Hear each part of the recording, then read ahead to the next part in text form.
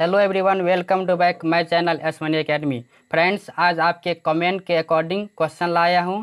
जो क्वेश्चन है Michelson interferometer, जो आप कमेंट किए थे उसी के अकॉर्डिंग हम क्वेश्चन लाए हैं।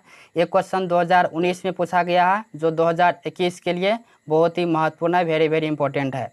क्योंकि एलएनएमयू क्या करता है, हर 1 ईयर के डिफरेंस पे वो क्वेश्चन को रिपीट करता रहता है, इसलिए आप इस क्वेश्चन को ज़रूर तैयारी कर लीजिए। दोस्तों, यदि हमारे चैनल पर न्यू आया है तो हमारे चैनल को सब्सक्राइब कर लें, क्योंकि इस तरह का क्वेश्चन हम लाते रहते हैं। तो चलिए दोस्तों, आज के क्वेश्चन को शुरुआत करते हैं। दोस्तों, आज का टॉपिक है माइकलसन इंटरफेरोमीटर से एक क्वेश्चन लिया गया है, जो आप स्क्रीन पे देख रहे हैं। दोस्तों, बहुत ही कम समय में हम पूरा डेरिवेशन बताएंगे, तो इसलिए हम पहले लिख लिए हैं, उसको पूरा डिटेल में हम समझा देते हैं। क्योंकि ये 2-3 घंटा का टॉपिक बनता है, उसे बोर्ड पे समझाने में बहुत अधिक समय लग जाता है, तो आपको नोट्स के साथ पूरा हम समझा देते हैं, आप उतना कर सकते हैं। तो चलिए क्वेश्चन का शुरुआत करते हैं। दोस्तों, क्वेश्चन लिखा हुआ है 2019 का 2 नंबर का है कि describe with NEET diagram the construction and working of Michelson interferometer, discuss the one of its application. मतलब माइकलसन इंटरफेरोमीटर का कंस्ट्रक्शन भी लिखना है, वर्किंग भी लिखना है और नीट डायग्राम के साथ उसे एक्सप्लेन करना है। Discuss the one of its application, और इसकी एक एप्लीकेशन के बारे में भी डिस्कस करना है। तो पहले जानते हैं कि माइकलसन इंटरफेरोमीटर होता क्या है। तो यहाँ पर लिखा है कि Michelson interferometer is an optical instrument. यानी माइकलसन इंटरफेरोमीटर क्या है, तो एक ऑप्टिकल इंस्ट्रूमेंट है which is based on the principle of interference pattern produced by division of amplitude. जो बेस्ड होता है, आधारित होता है किस पर, तो प्रिंसिपल ऑफ इंटरफेरेंस, यानी इंटरफेरेंस के प्रिंसिपल पर बेस्ड होता है। Pattern produced by division of amplitude, जो एम्पलीट्यूड के डिवीजन के द्वारा प्रोड्यूस होता है, यानी उत्पन्न होता है। अब देखिए इसके कंस्ट्रक्शन एंड वर्किंग क्या है। तो यहाँ देखिए कंस्ट्रक्शन एंड वर्किंग लिखा हुआ है। तो यहाँ लिखिए the construction and working features are given in below figure. यानी द कंस्ट्रक्शन एंड वर्किंग क्या है, इस बेलो यानी नीचे जो फिगर बनाई है, इस फिगर के अनुसार हम समझ सकते हैं। तो देखिए दोस्तों, क्या फिगर है, तो आपको स्क्रीन पे दिख रहा है कि ये जो है मोनोक्रोमिक, ये लाइट सोर्स है। यहाँ से कोई लाइट सोर्स यहाँ पे एस मान लेते हैं। इस लाइट सोर्स से क्या निकलता है, प्रकाश निकलता है। और ये लाइट यहाँ पे 2 ग्लास लिए है, 2 ग्लास का प्लेट G1 और G2 लिए हुए है। ये मोनोक्रोमिक लाइट सोर्स जैसे लेज़र लाइट सब हो सकता है, तो ये हम लिए हैं। तो ये सबसे पहले इस G1 ग्लास पे पड़ता है, कितना एंगल के साथ, तो 45 डिग्री के एंगल के साथ ये पड़ता है। पढ़ने के बाद जब यहाँ पे पड़ती है, तो पढ़ने के बाद कुछ रे रिफ्लेक्ट हो जाते हैं और कुछ रे दूसरे मीडियम में ट्रांसमिट भी हो जाता है। तो देखिए कुछ रे यहाँ पे रिफ्लेक्ट होकर के ऊपर चला गया है, और यहाँ पे एक मिरर M1 लगा दिए है। उसी प्रकार कुछ रे यहाँ से ट्रांसमिट होकर के इधर आ गया, और यहाँ पे एक मिरर M2 लगा दिया है। ये दोनों प्लेन मिरर है, पूरा समतल दर्पण है। तो M1 और M2 क्या है, मिरर है, और G1 G2 ये ग्लास प्लेट हम लगाए हैं। कुछ रे रिफ्लेक्ट हुआ है और कुछ ट्रांसमिट हुआ है। उसके बाद देखिए दोस्तों कि जब यहाँ पे मिरर लगाएंगे, तो मिरर पे जब भी वह रे पड़ता है, तो वह पुनः वापस लौटता है। तो फिर ये रे इधर वापस लौटेगा, क्योंकि यहाँ पे मिरर लगाए हैं। सेम कंडीशन ऊपर में भी है, यहाँ पर भी ये रे क्या होगा, वापस लौटेगा। आने के बाद जब दोनों यहाँ पे मिलते हैं, तो मिलने के बाद फिर इधर ये रिफ्लेक्ट हो जाता है, और इसको देखने के लिए हम टेलीस्कोप का प्रयोग करते हैं। तो ये है टेलीस्कोप, इससे हम लोग देख सकते हैं। तो अब देखिए लैंग्वेज में क्या लिखेंगे। तो देखिए लैंग्वेज में आगे हम पलटते हैं पन्ना। तो दोस्तों अब देखिए लैंग्वेज में क्या लिखा है, इट कंसिस्ट ऑफ 2 हैगली silvered plane mirror M1 and M2। पहले बताया है कि यह जुड़ा होता है, कंसिस्ट होता है किससे, तो 2 प्लेन मिरर से, एक M1 और एक M2, जो भी फिगर में बताया है। And 2 plane parallel glass plates G1 and G2। अभी ही बताया है कि G1 और G2 का ग्लास प्लेट भी लगा रहा था ऑफ इक्वल थिकनेस। दोनों का जो मोटाई था, दोनों का मोटाई ऐसे बताए थे। देखिए यहाँ पे इस दोनों का मोटाई क्या था, ऐसे करके ग्लास प्लेट ऐसे करके दोनों का मोटाई सेम था, ऐसे करके लगाए थे। यहाँ पे एक मोनोक्रोमिक लाइट था, यहाँ से ऐसे करके प्रकाश आ रहा था, ऐसे करके जा रहा था, ऐसे करके। ठीक, अब देखिए आगे, इन दिस कंडीशन, इस कंडीशन में the monochromic light of source is divided in 2 parts. यहाँ पे जो ये मोनोक्रोमिक लाइट टकराए थे, यहाँ पे टकराने के बाद 2 पार्ट्स में डिवाइड हो गया था। एक के बाद रिफ्लेक्ट हो गया था और एक बार इधर ट्रांसमिट हो गया था। ये फिगर में समझाए थे। देखिए 2 parts reflected and transmitted beam of equal intensity at 45 degree, यानी 45 डिग्री के एंगल पे ये क्या हुआ था, यहाँ से 45 डिग्री के एंगल पे रिफ्लेक्ट हुआ था और दूसरे पार्ट में ट्रांसमिट भी हुआ था। उसके आगे देखिए यहाँ पे क्या है 2m1 एंड m2, ये m1 और m2 पर भी पड़ता है एंड दर्पण है which are mutually perpendicular to each other, जो क्या होता है प्रत्येक का परपेंडिकुलर होता है। ठीक, उसके आगे 9 अब m1 is mounted in A carriage and can be moved exactly, यानी m1 पे जब वह रे पड़ता है तो पढ़ने के बाद वह क्या होता है मूव्ड हो जाते हैं, फिर घूमने लगते हैं एग्जैक्टली पैरेलल टू इटसेल्फ, यानी वह फिर वापस आ जाते हैं with the help of a micrometer, यानी माइक्रोमीटर के द्वारा वह पुनः क्या होते हैं, जैसे यहाँ पे पढ़ते हैं तो यहाँ पे मिरर लगाते हैं, यहाँ पे मिरर लगाए थे और यहाँ पर भी मिरर लगाए थे। ठीक, यहाँ पे देखिए यहाँ पर भी मिरर और यहाँ पर मिरर लगाए थे। जब इस मिरर में पढ़ते हैं तो पुनः वह मूव्ड होकर क्या फिर वहीं पे आ जाते हैं। आने के बाद देखिए आगे लैंग्वेज क्या है, सिमिलरली ठीक उसी प्रकार m2 is provided with living at its back, यानी जिस प्रकार m1 जैसे बताए थे यहाँ पे m1 था, यहाँ पे m1 और यहाँ पे m2, जिस प्रकार m1 ये वापस आता है यहाँ पे, उसी प्रकार m2 भी बैक होकर यहाँ पर मिलता है। उसके बाद यहाँ से टेलीस्कोप की सहायता से देखते थे। तो वही देखिए यहाँ पे लिखा हुआ है कि micrometer similarly m2 is provided with living at its back, वह m2 भी क्या होता है बैक होता है, then it meet the glass plate, जब वह बैक होता है तो दोनों क्या होते हैं वह ग्लास प्लेट पे मीट होता है मिलता है। Hence the interference bands are observe in the field of telescope, तब उसके क्या कर सकते हैं ऑब्जर्व जो करता है वह टेलीस्कोप की सहायता से उसे देख सकते हैं।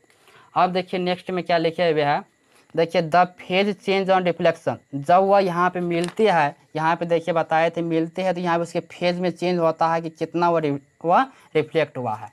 तो देखिए reflection eight m1 and m2, जब m1 और m2 से वह पुनः आते हैं तो वह उससे फेज में परिवर्तन होता है चेंज होता है। Are similar the phase change due to reflection from it air in glass, यानी जब वह एयर से ग्लास में आते हैं, जैसे देखिए यहाँ पे बाहर में क्या था इधर एयर था और ये ग्लास G1 और G2 था।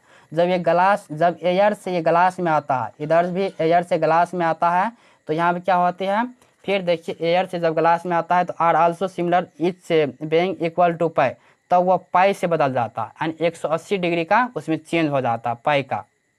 ठीक, the optical path difference between two beams that, तब उसका ऑप्टिकल पाथ यानी दोनों पाथ का जो डिफरेंस होता है वह बिटवीन टू बीम्स, दोनों का डिफरेंस क्या होता है तो देखिए इतना से वह चेंज हो जाता है। पाथ डिफरेंस ऑफ ब्राइट फ्रिंग्स, यानी ब्राइट फ्रिंग्स के लिए जो पाथ होता है वह डेल्टा बराबर 2n इंटू लेमडा बटा 2, इतना से वह उसका फेज में डिफ्लेक्शन हो जाते हैं। उसी तरह डार्क के लिए भी होगा, जैसे यहाँ पे बताए थे ये ब्राइट के लिए अंदर में तो यानी डार्क होगा और बाहर में ब्राइट है चमकीला है, तो ब्राइट के लिए तो बता दिए कितना ब्राइट के लिए कितना फेज में परिवर्तन होगा, तो डेल्टा बराबर 2n इंटू लेमडा बटा 2। उसी तरह यहाँ पे डार्क यानी ग्लास में भी होगा। तो देखिए आगे पन्ना पलटते हैं। तो अब देखिए दोस्तों पाथ डिफरेंस फॉर डार्क फ्रिंग्स, यानी डार्क फ्रिंग्स के लिए कितना चेंज होगा तो डेल्टा बराबर 2n प्लस लेमडा बटा 2 इतना का वह चेंज हो जाता है। वेयर ये डेल्टा क्या है तो डेल्टा वेवलेंथ ऑफ लाइट्स है और एन क्या है तो एन एक यानी पूर्ण संख्या है, 0 से प्रारंभ होना यानी 0 1 2 3 ऐसे करके होता है। ठीक, अब देखिए आगे 9 अब monochromic light backed by rare medium hence without any phase jumped then, यानी जब क्या होता है rare medium hence without any phase jump, जब वह जंप नहीं करता है और वह रेयर मीडियम में जाता है तब पाथ डिफरेंस फॉर ब्राइट फ्रिंग्स, तब ब्राइट फ्रिंग्स के लिए पाथ डिफरेंस और उसके बाद डार्क फ्रिंग्स के लिए भी पाथ डिफरेंस होता है। दोस्तों यहाँ में देखिए जो उसका था उसका ब्राइट्स वाला डार्क में हो जाएगा और इसका डार्क वाला ब्राइट्स में हो जाएगा, तो वही दोनों के लिए हो जाएगा। यहाँ पे डेल्टा बराबर 2n प्लस लेमडा बटा 2 और इसमें हो जाएगा डेल्टा बराबर 2n इंटू लेमडा बटा 2, यानी दोनों अपोजिट हो जाता है। अब देखिए इसी में बोला गया था कि नीट डायग्राम की सहायता से उसे प्रूव करना है, तो यहाँ पे लिखिए एक्सप्लेनेशन विथ नीट डायग्राम। देखिए दोस्तों यहाँ पे एक बार फिगर में हम समझा देते हैं यहाँ पे क्या है। तो अब देखिए यहाँ पे P पॉइंट कोई मान लिया है, ठीक, इसका मान सिग्मा मान लिया इस रे का, और यहाँ पे कोई ऑब्जेक्ट है, ऑब्जेक्ट O यहाँ पे कोई ऑब्जेक्ट रख लिया है अब देखिए इसका इमेज कहाँ पे बनेगा, तो सबसे पहले एक मिरर लगाते हैं, जो पिछले फिगर से इसका प्रयोग करते हैं। तो यहाँ पे एम डैश करके एक मिरर लगाए है और M2 डैश करके यहाँ पर भी एक मिरर लगाए है। इसके बीच की दूरी कितना है x और इसके बीच की दूरी d मान ली है। ठीक, अब इसका जो इमेज बनेगा वह कितना, तो x, जब यानी ऑब्जेक्ट x डिस्टेंस पे है तो इमेज भी क्या बनेगा, x डिस्टेंस पे बनेगा। तो यहाँ से इसका इमेज यहाँ पे बन जाता है और इमेज का नाम क्या दिया है, σ2 दे दिया है। ठीक, और यहाँ से M1 है तो फिर इसका इमेज कहाँ बनेगा, तो ये x प्लस डी पे, यानी ये पूरा x था इतना x और ये d, तो कुल मिलाकर कितना हो जाएगा, x प्लस डी हो जाएगा। तो यहाँ से x प्लस डी पे ये σ1 बनता है। अब देखिए दोस्तों यहाँ पे ये रे ऑफ लाइट ऐसे करके पड़ता है, पढ़ने के बाद यहाँ पे रिफ्लेक्ट होता है, ऐसे करके रिफ्लेक्ट हो गया। यहाँ पे नॉर्मल ड्रॉ किए हुए है, इस एंगल को थीटा मान लिया है। उसी प्रकार ये M1 पर भी पड़ेगा, जिस प्रकार M2 डैश पे पड़े है सेम M1 पे पड़ता है, सेम कंडीशन यहाँ पे होता है। ठीक, अब इसको बैक करते हैं तो बैक करने के बाद ये यहाँ पे मिलते हैं, यहाँ पे P1 पॉइंट लिए है और ये यहाँ पे P2 पॉइंट लिए हुए है। अब उसके बाद यहाँ पे नॉर्मल ड्रॉ किया है तो P2 से M नॉर्मल ड्रॉ कर दिया है। अब देखिए दोस्तों यहाँ पे ये दूरी, यदि पूरा दूरी कितना है x प्लस यहाँ से लेकर के यहाँ तक x प्लस डी है और ये है x, तो ये कितना हो जाएगा, ये 2d हो जाएगा। इतना आप निकाल सकते हैं। ठीक, अब देखिए इसका एक्सप्लेनेशन, तो आगे पन्ना पलटते हैं। तो अब देखिए दोस्तों वहाँ पे पीछे जैसे करके रिफ्लेक्ट किए थे ऐसे करके लाइट करके, तो यहाँ पे एक ट्रायंगल बना था ऐसे करके, आप पीछे फिगर में देख सकते हैं। ऐसे करके एक ट्रायंगल बना था, यहाँ पे था P1 और यहाँ पे था क्या, तो P2 और यहाँ पे M। तो P1 P2 और PM में देखिए यहाँ पे यदि कॉस थीटा का फॉर्मूला लगाते, यहाँ पे थीटा था तो कॉस थीटा का फॉर्मूला लगाएंगे तो क्या हो जाएगा, P1M बटे 2D हो जाएगा। ठीक, तो P1M बराबर निकालेंगे तो 2D कॉस थीटा हो जाएगा। ठीक, तो due to reflection extra path difference lambda बटा 2 देन नेट पाथ डिफरेंस, जब रिफ्लेक्शन करेगा तो कितना, लेमडा बटा 2 रिफ्लेक्शन करेगा तब उसका नेट पाथ कितना हो जाएगा उसका डिफरेंस, तो डेल्टा बराबर 2D cos theta minus lambda बटा 2 इतना का वह यानी रिफ्लेक्शन कर लेता है। ठीक, अब देखिए केस 1 में फॉर कंजर्वेटिव और डिस्क्रिप्टिव दोनों इंटरफेरेंस के लिए, तो फॉर कंजर्वेटिव इंटरफेरेंस में होता है डेल्टा बराबर n लेमडा। तो डेल्टा का वैल्यू अभी निकाले यहाँ पे ऊपर में, तो इसका यहाँ पर रख दिया है बराबर में n लेमडा। ठीक, तो यहाँ से 2D कॉस थीटा बराबर 2n प्लस 1 इंटू लेमडा बटा 2 इतना आप निकाल सकते हैं। क्योंकि वीडियो बहुत लंबा होता जा रहा है, हमें कम ही समय बताना है। अब देखिए केस सेकेंड में क्या होगा, तो केस सेकेंड में देखिए फॉर डिस्क्रिप्टिव इंटरफेरेंस, इसमें क्या हो जाता है, डेल्टा बराबर 2n माइनस 1 लेमडा बटा 2। तो डेल्टा का मान यहाँ पे ऊपर में निकाले थे, इसका मान दिया है, तो यहाँ पे 2D कॉस थीटा बराबर n लेमडा इतना आप निकाल सकते हैं। नेक्स्ट देखिए, अब देखिए दोस्तों इसी में सर्कुलर फ्रिंग्स के लिए हमें यदि निकालना हो तो क्या होगा, तो सबसे पहले यहाँ क्या बना लिए है, एक सर्कुलर फ्रिंग्स बना लिए है। ठीक, और यहाँ पे टेलीस्कोप है। ठीक, अब इसका रेडियस ऑफ कर्वेचर क्या मान लिया है, रेडियस RN मान लिया है। ठीक, अब यहाँ से कोई रे ड्रॉ किया है और इसको मिलाया है और इसके बीच का एंगल θn मान लिया है और इसके बीच का डिस्टेंस क्या मान लिया है, d मान लिया है।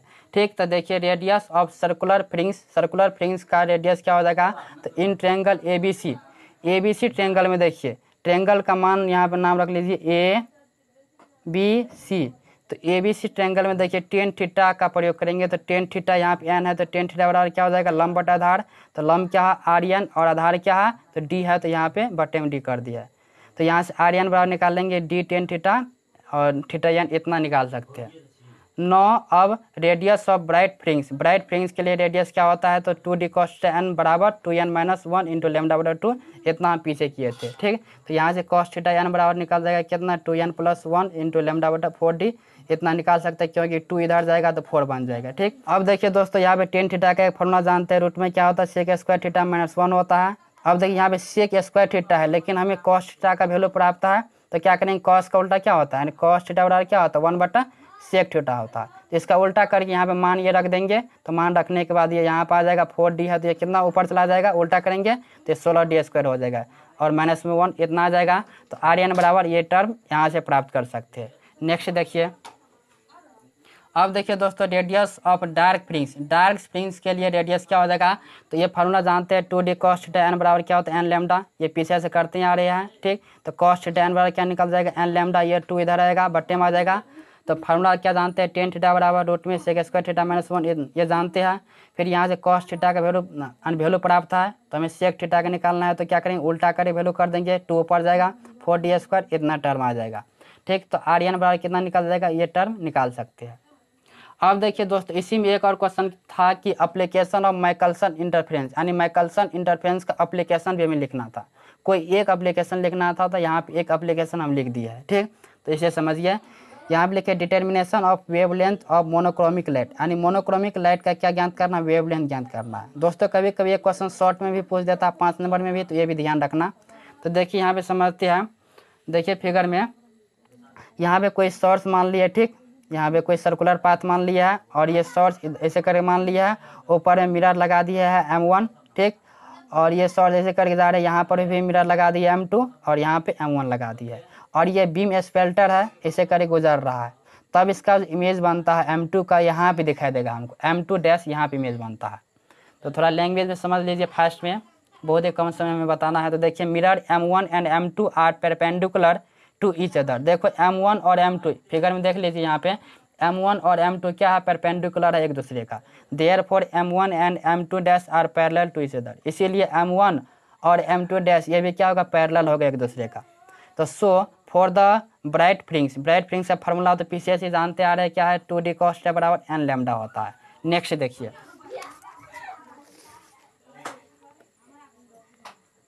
नेक्स्ट है for small value of theta and cos theta का स्मॉल वैल्यू क्या होता है, 1 होता है, इतना जानते हैं। देन 2 थीटा बराबर क्या होगा, n पाई, वहाँ पे पीछे में कॉस थीटा के जगह पे 1 करेंगे तो इतना टर्म ये आ जाएगा। ये निकलेगा किसका, तो nth ऑर्डर का निकल गया, हमें n+1 का निकालना है। तो देखिए बाय मूविंग M1, यदि M1 के द्वारा उसको मूविंग करेंगे, so that increases d by λ/2, तो वह क्या होगा, λ/2 के द्वारा वह इंक्रीज कर जाएगा। Then the path difference between the reflective wave become, तो उसका पाथ डिफरेंस हो जाता है कितना, तो 2 × d + λ/2 बराबर 2d + λ इतना हो जाता है। ठीक, तो यहाँ से लैम्डा का वैल्यू आप निकाल सकते हैं कैलकुलेशन करके, तो लैम्डा का वैल्यू इतना आ जाएगा। तो ये किसका निकल गया, यानी n+1 का ये ऑर्डर निकल गया। तो यही हमें प्रूव करना था। तो दोस्तों ये कुल मिलाकर के अभी हम यानी 100 पेज में इसका आंसर लाए हैं, तो इतना एग्जाम में लिखना ही पड़ता है, इसलिए आप पूरा तैयारी कर लीजिए। बहुत ही शॉर्ट में, बहुत ही इजी लैंग्वेज और शॉर्ट में बताए है, कम समय में बताए हैं। ये यदि लेक्चर से बताते तो कम से कम 3 घंटा का समय लगता, इसलिए आप इतना तो कर सकते हैं, क्योंकि ग्रेजुएशन में है, आप आसानी से समझ भी सकते हैं। तो दोस्तों यानी 100% गारंटी है कि ये 15 मार्च में फिक्स है, ये क्वेश्चन आएगा, इसलिए आप तैयारी कर लीजिए। दोस्तों यदि आप इसका PDF चाहते हैं तो यहाँ पे 2 व्हाट्सअप नंबर हम दे दिए हैं, इस व्हाट्सअप नंबर से आप कनेक्ट करके यानी आप इसका PDF प्राप्त कर सकते हैं। मिलते हैं नेक्स्ट वीडियो में। अब आपके पास कौन सा टॉपिक है कमेंट कीजिए।